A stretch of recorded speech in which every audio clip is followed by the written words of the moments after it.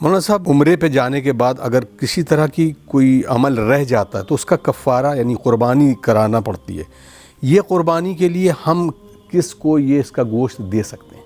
دیکھیے، عام طور سے عمل رہ جانے کی وجہ سے تو قربانی نہیں، کیونکہ عمل کو تو کرنا ہی پڑے گا. عام طور سے جو کفارہ آتا ہے عمرے میں یا حج میں، مثال کے طور کے اوپر کسی ایسے عمل کو انجام دینے کے نتیجے میں آتا ہے جو منع ہو اور اس کے کفارے ہیں. مثال کے طور پہ جو عام طور سے کفارے ہیں وہ ہے مرد کا سایہ دار چیز میں سفر کرنا. جی.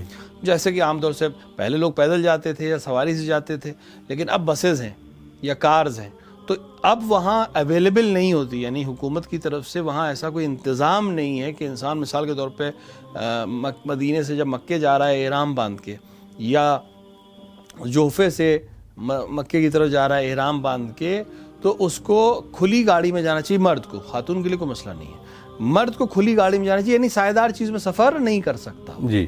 تو اب عام طور سے بسز میں سفر ہوتا ہے جو بند ہوتی ہیں، لہٰذا اس میں سایہ دار چیز میں سفر کی وجہ سے کفارہ واجب ہو جاتا ہے، جو کہ ایک گوسفند ہے، یعنی ایک بھیڑ یا ایک بکری دے. اس کو بھی مستحق، جو عام طور سے قربانی کے مستحق ہوتے ہیں، ان کو ہی دینا چاہیے، اور بہتر ہے کہ فقراء میں اور جو نزدیکی ہیں اور غریب ہیں ان تک پہنچایا جائے.